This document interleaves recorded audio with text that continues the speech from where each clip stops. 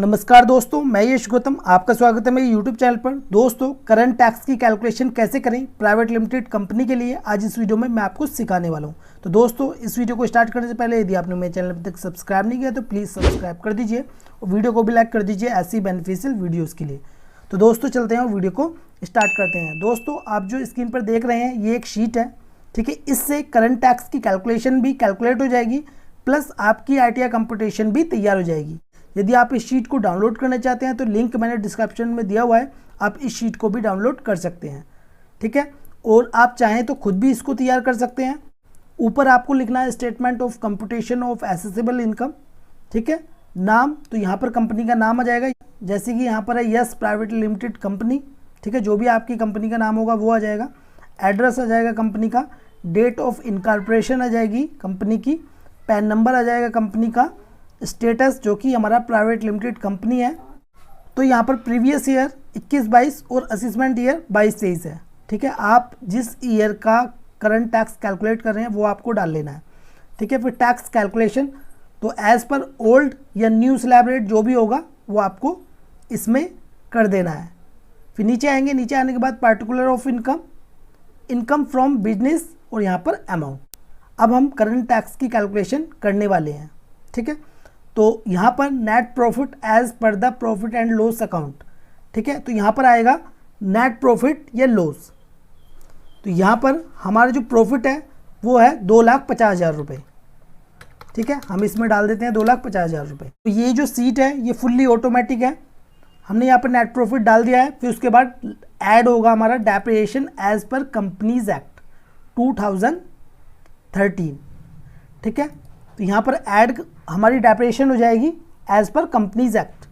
तो हमारी जो डेप्रिसिएशन है वो है 75,000 रुपये। तो जो आपकी होगी वो आपको डाल लेना है, प्लस हमारी कितनी होगी यहाँ पर 3,25,000 रुपये।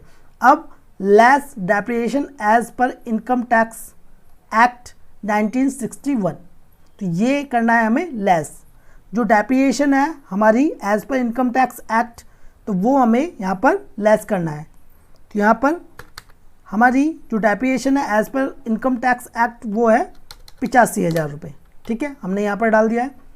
अब लेस करना है यहाँ पर इनकम फॉर सेपरेट कंसिडरेशन, ठीक है। अब ये क्या होता है ये मैं आपको बता देता हूँ। देखिए होता क्या है, अब जैसे मान लीजिए हमारी इंटरेस्ट रिसीव्ड हो रहा है, ठीक है। तो वैसे तो वो अदर इनकम होगी, income from other sources income. लेकिन यदि आपने अपने बिजनेस में अदर इनकम को यानी कि इंटरेस्ट इनकम को ऐड किया हुआ है, तब आप करते क्या हैं, सेपरेट कंसिडरेशन करते हैं, ठीक है, उस इनकम का। क्योंकि ऐसा तो है नहीं कि हम इंटरेस्ट इनकम को अदर सोर्सेज इनकम में भी दिखाएं और बिजनेस में भी ऐड करें। तो इस तरह से हमारी जो इंटरेस्ट इनकम है वो 2 बार बुक हो जाएगी, बिजनेस में भी और अदर सोर्सेज इनकम में भी। कब इनकम फॉर सेपरेट कंसिडरेशन नहीं करेंगे, ठीक है। अब जैसे कि हमारी इंटरेस्ट जो रिसीव्ड हो रहा था वो था 2,500 रुपये, ठीक है।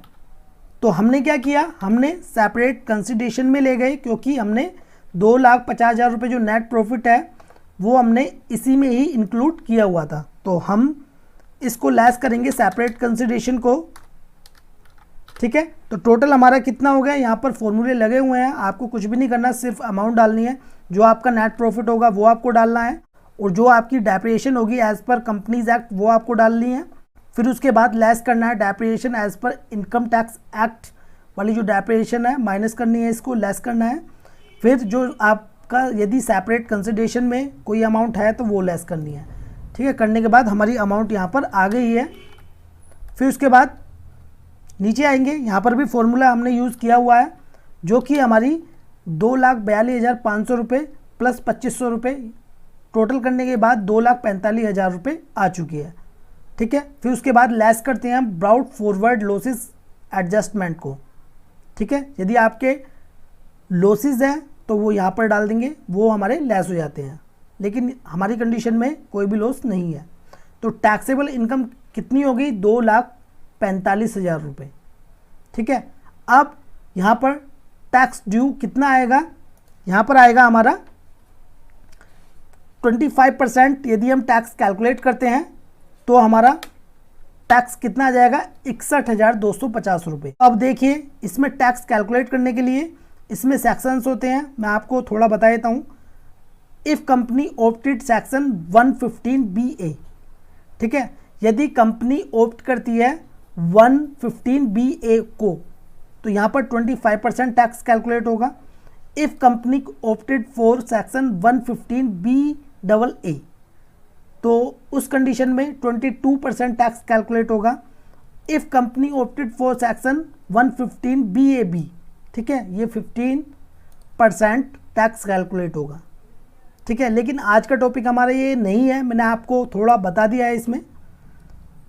तो इसमें हमारा 25% टैक्स कैलकुलेट हो रहा है, ठीक है। आपका जो होगा आपको उसके अकॉर्डिंग करना है, ठीक है। फिर उसके बाद यहाँ पर 4% हमने हेल्थ एंड एजुकेशन सेस को कैलकुलेट किया है, ठीक है। 61,250 रुपये पर हमने 4% यहाँ पर हेल्थ एंड एजुकेशन सेस को कैलकुलेट किया है, तो हमारा हो गया 2,450 रुपये। टोटल टैक्स हमारा कितना हो गया, 63,700 रुपये, ठीक है। यहाँ पर भी फॉर्मूला यूज़ किया हुआ है। जो इंटरेस्ट कैलकुलेट होता है वो हमारा ऐड होता है किसमें, टैक्स में। तो नीचे हमारा टोटल टैक्स कितना हो जाएगा, 69,200, ठीक है। तो हमारा करंट टैक्स कितना हो गया, 59,200 रुपये। कितना हो गया, 59,200 रुपये। हमने इसमें करंट टैक्स की कैलकुलेशन की, ठीक है। जो भी प्रोसेस होता है, प्रोसेस करने के बाद ये हमारा करंट टैक्स निकल कर आ गया कितना, 59,200 रुपये। अब इसमें यदि TDS है, आपका एडवांस टैक्स है, TCS है, तो वो हमारा लेस हो जाएगा। जैसे कि आप देख सकते हैं TDS, एडवांस टैक्स या TCS जो भी होगा वो माइनस हो जाएगा, ठीक है। माइनस होने के बाद यहाँ पर अमाउंट आ जाएगी। तो अभी जो हमारा करंट टैक्स है वो निकल कर आ गया है 59,200 रुपये।